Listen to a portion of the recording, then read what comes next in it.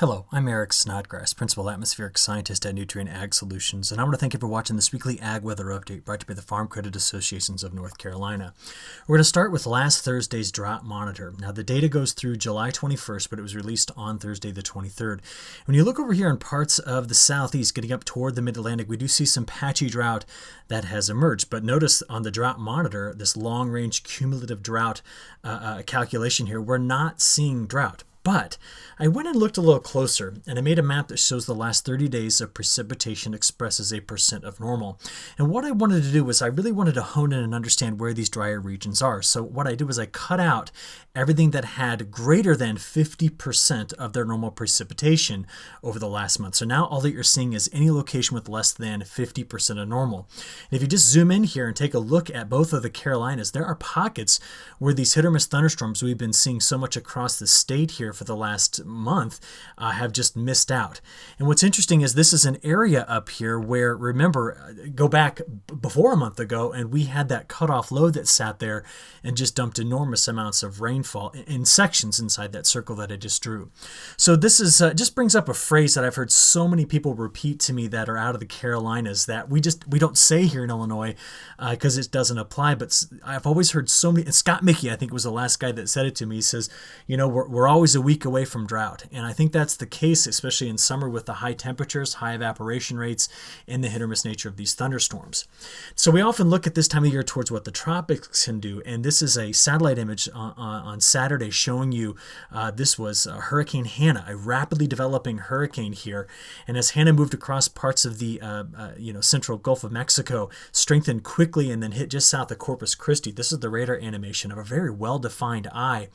Just to kind of keep you up to date with what this hurricane did, I'm sure you saw a lot about it over the weekend, but we're waiting to get the actual measurements in from what the wind gusts were. But according to the RTMA data, I was able to pull off here some wind gusts in southern Texas that were between 60 and 95 miles an hour, so very fast winds with this.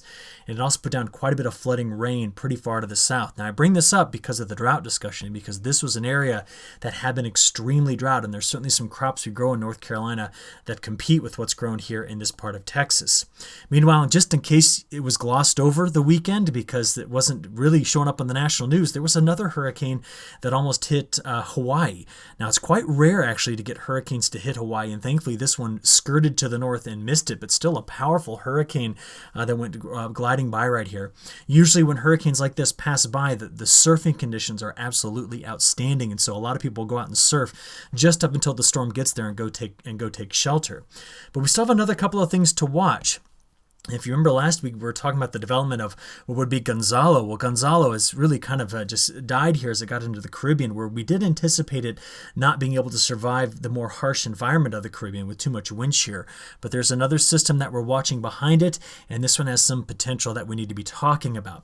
Because the latest guidance from the European model shows actually two separate low-pressure systems we need to be considering. Let's start in the tropics first.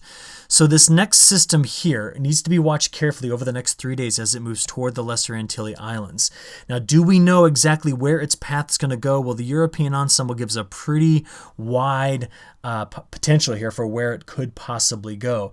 And we just need to keep an eye over North and South Carolina on if this does stay north of the Greater Antilles, go through the Bahamas, because the ocean temperatures there we know are quite warm. And in a few moments, I'm going to talk to you about this feature right here. It's actually coming out of California before it gets midweek to the central United States, and it's going to produce a low that's going to track right here and give us the potential for some relatively heavy rainfall before it then becomes a low pressure center just off of the coast. So I'm going to talk about that in a few moments as well. But just to let you know, the National Hurricane Center is currently giving this a 90% chance of formation, and this is what the GFS ensemble guidance suggests. So right now, there's a large area of higher atmospheric pressure way off the coast. You'll see it again in a few moments. Remember, the air flows around these big subtropical highs in a clockwise fashion. So the idea is that that'd be the main steering current in the mid and upper levels for this potential system. But I just want to watch it.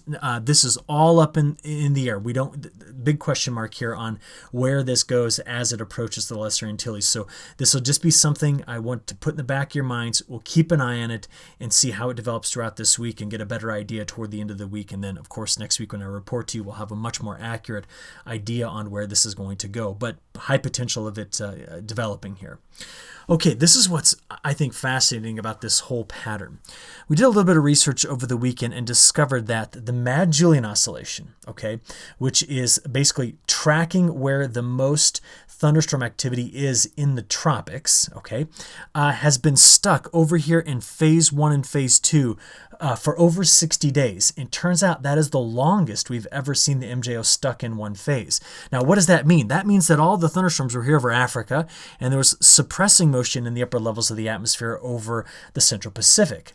We have noticed that the MJO is starting to move, and this is going to basically call into question a lot of the longer range forecasts that are being released right now, because if the MJO does move through phase 2 into 3, 4, 5, which means it's going to move over the Indian Ocean and toward north of Australia, if it does move in that direction, that will upset all of these long range forecasts, because many of them were initialized with the MJO sitting right here and staying there. But look at this. Because of the influence of the suppressing motion of the atmosphere due to the MJO being stuck over Africa, look at what it did to our other basins around the world where we have hurricanes. So first of all, in the North Atlantic, we're about double average, okay? But come over here to the Northwest Pacific where we have typhoons. They're currently sitting at about 11% of average on their total accumulated cyclone energy. And basically that's a metric that we measure to tell us how much, total energy is in these tropical systems. So with the movement of this around, as I get to the long range forecast at the end of this particular video, you will see that there's going to be some uncertainty looking out longer term. Now, this particular animation is through most of the day yesterday into the early morning hours today. So we had some widely scattered storms. Watch it again. Widely scattered storms in parts of North Carolina, really centered along the border with Virginia and then getting back over to the Appalachian Mountains. But I gave you this broad view because there was a lot of discussion about how much rainfall was going to be coming through the front as it swept through parts of Iowa. And Iowa is another place right here where we grow a lot of corn and soybeans that is currently sitting not only at 50% below average, but much of this location is 25% of average precipitation over the last 30 days. But that rain did stretch back down into the drought-parched parts of Kansas. And in this particular animation, you can also see the southwestern monsoon really cranking. Now, I'm going to let you watch it one more time because I want you to watch right over here in California. Do you see all the storms popping in California and Nevada? It turns out that that system is going to run over the mountains, come through Wyoming, dig through Nebraska, Kansas, Missouri, and then head toward us next week over here in the Carolinas, maybe up toward Virginia. And I want to show you where exactly this particular feature is going to go. But before we get there, this is how much rainfall we did get over the last 48 hours. Just a lot of hit or miss storms here in parts of North Carolina, a little bit better coverage in South Carolina. But just notice those places that were dry, that got missed, this is just another few days stacking up here where we really missed out on the precip. So what's our next big mover here? Well, it's currently sitting right there. That's the shortwave we're going to be watching, okay? The jet stream is relatively weak and pretty far to the north. So we're going to see this feature come again right over in this direction and then head off toward the mid-Atlantic or toward the southeast coast. So from there, I want to show you it all evolve here because there's another piece of this that I think is going to be important for our temperature patterns, especially as we move into week 2. So as we play this forward, let's pause it right here. This is all I'm talking about. See it? It doesn't even look like much, does it? There's the much broader trough, okay? Watch what happens, though. As we go forward, that little wave, it's just right here. Just move through parts of Utah. But it's going to come out here. There it is. See it a little bit better now? In parts of Wyoming. And what it's going to do is this broader trough over the Great Lakes is going to pull it around because the flow around troughs is counterclockwise. It's going to pull this feature to the south. Now watch it do it. Cutting right through the middle part of the United States. There it is. See it? And then toward, well, this is all the way out to next Thursday. Toward next weekend, it broadens out a trough into this area. And I want to talk to you about what that means in terms of our precipitation patterns, because certainly this is going to be possibly bringing in some wetter conditions, maybe some cooler weather, because we're certainly going to start off this week hot as the ridge builds back west behind all of this. So here's what our all hazards weather map looks like today. We still have heat advisories out in this part of North Carolina due to temperatures that today will be getting up in the mid to upper 90s. With the high humidity, our heat index values are really going to soar this afternoon. But that shortwave that's in California, it's going to be causing problems for us later, is right now just bringing in some very windy conditions, which is why they had red flag warnings, and also a lot of thunderstorm activity. But a lot of those storms are dry. In other words, it storms aloft, but the rain never makes it to the ground given how dry it is. So they get a a lot of lightning and potential for fires. Now, each day this week, you're going to be able to see, a 30 to 50% chance of rain in the forecast every day. It's juiced up. It's hot. There's plenty of chance for the atmosphere to pop. These are the next 3 days. And generally what we see here is just a general risk of thunderstorms each of the next 3 days. I'm not seeing anything in the nature of severe weather, widespread severe weather come out. But remember, any thunderstorm is capable of producing strong, gusty winds and the potential for some small hail and, of course, deadly cloud to ground lightning. But take a look at this. This is from the Weather Prediction Center, so this is part of the National Weather Service. Here comes that feature right here. And as it comes sneaking across, we do have the chance of getting decent rainfall by the end of the week. When you add up the hit or miss storms plus this system, we need to see how it all comes through. Now, I want to do a little multi-model comparison here. This is what the European model is suggesting. Again, different color bar here, but you get the idea. We see that same feature coming through. And across the state of North Carolina, the models are saying by the end of the week, we could be picking up anywhere between 3/4 of an inch to maybe upwards of 2 inches of rainfall. Now, of course, this is going to be very regionally dependent because a lot of this is coming in on thunderstorms. And the GFS has a similar setup here for the state of North Carolina. It's much different in parts of the Ohio Valley, but we're going to watch it quite carefully.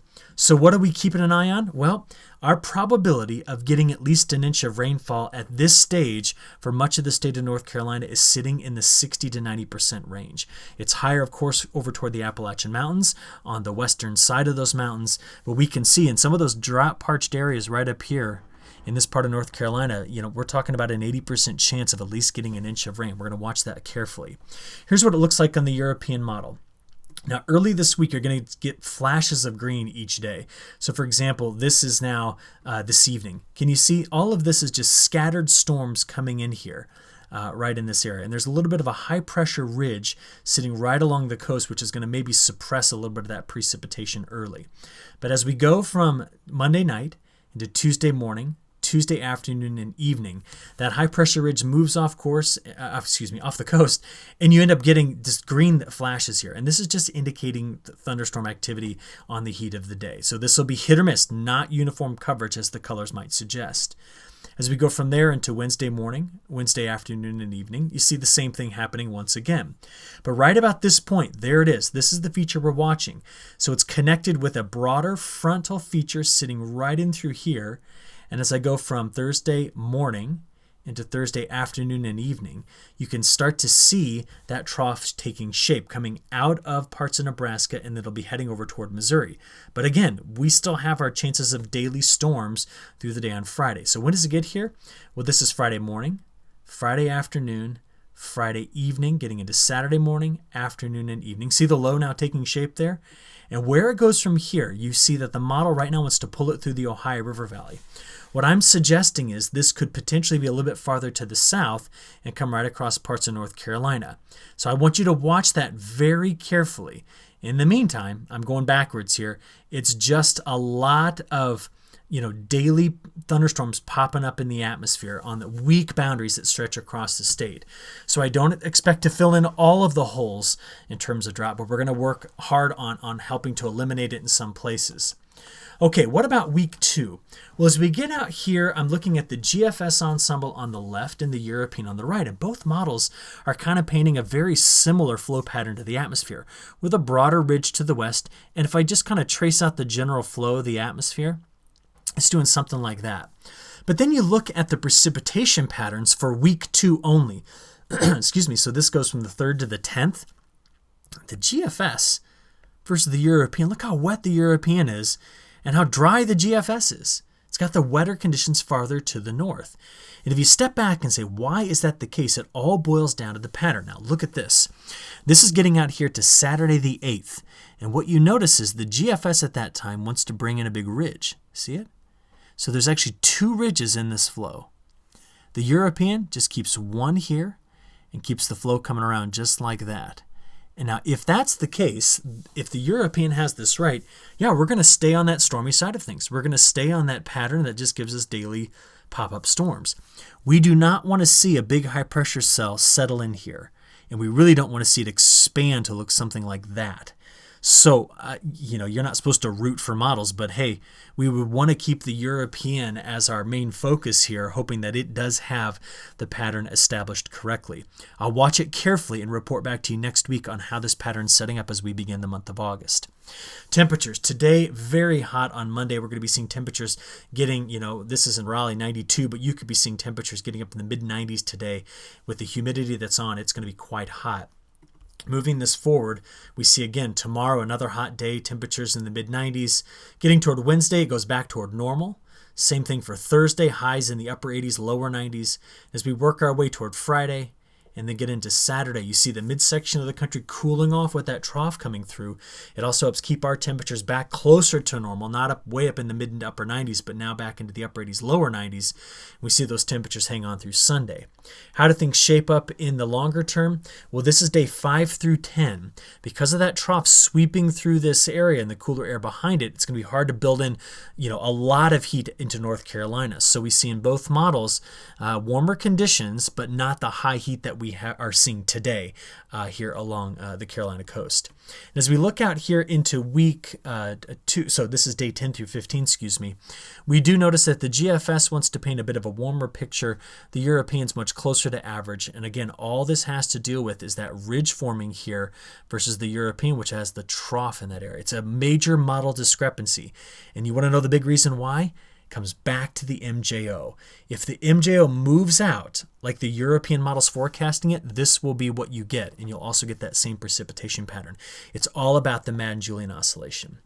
Now, when you look at these long-range forecasts, the week 3 and week 4 forecasts from both the European and the CFS V2, take it with a bit of grain of salt, okay? Because we have to see how the MJO dislodges. But week 3, this is the time period of the 10th through the 16th. At that particular point, the CFS is painting a wet picture from Texas all the way up here to Virginia, North Carolina, South Carolina. Then into week 4, it's really still keeping that stormy pattern on. In terms of temperatures, during week 3, again, August 10th through the 16th, wanting to bring some cooler weather through the midsection of the country over toward the coast, but getting out here into the 17th through the 23rd, the models are still kind of flirting with near average to warmer than average conditions. Looks to me like it's going to be a hotter, stormier August here for much of North Carolina. I can back that up a little bit with what the Europeans saying over the same time period. So again, this is getting out to the 16th, this is out to the 23rd. While you may see and go, wait a minute, I see some drier conditions in here. No, it's not. It's just barely, it's really right on average. And you see that as we get out here into the week 4 time period, again, getting us to the 3rd week of the month of August, it's still showing up stormy. So I think we're going to have a stormy pattern. I don't see any reason right now, given the placement of the subtropical ridge in the central Atlantic, to tell you to fear, widespread drought developing. I don't see it just yet. It's warm, but I don't see the widespread drought issues developing. So with that long range, I'm going to finish up with one bit of international information here, and it's about Ukraine. We've had the flooding in China. We've had those issues that have started to hit the growing areas of China, but Ukraine has been a bit of a mystery, and we've not heard much out of it. Probably because things are looking pretty good there. So I've got 2 graphics over there on the left about precipitation. Let's just look at the top one. The dashed line represents the normal rate of accumulation of rainfall over the last 180 days. While they did have a drier March and April, see how flat the line is here? Since the end of April, May through this point in July, they're above normal on precipitation. Quite a few precipitation events. Over there on the right, they were cool back when they were planting their crop below average, but then a lot of heat came in June, and it's now cool off in July, which probably means with the heat in June, they made up for the deficits early. Crop probably jumped out of the ground and not brought in a lot of heat stress now that we've gotten into the month of July. As we go forward in the forecast, they're going to start off the week on a warmer note, but then cool off by the weekend. But overall, it's relatively dry. So that's what I'm showing you here is total accumulated precipitation. And that is right in through this area, right here in the center part of the country in Ukraine. Things are looking dry. Also want to tell you from France through central Germany, getting over to Poland, dry as well. So let's just keep an eye on Europe as we progress forward here. A lot to give you today, but I wanted to kind of provide a lot of content on this longer range. Have a great week. I'll talk to you again next week. And until then, just be safe and watch out for those daily thunderstorms, okay? Talk to you then. Thanks.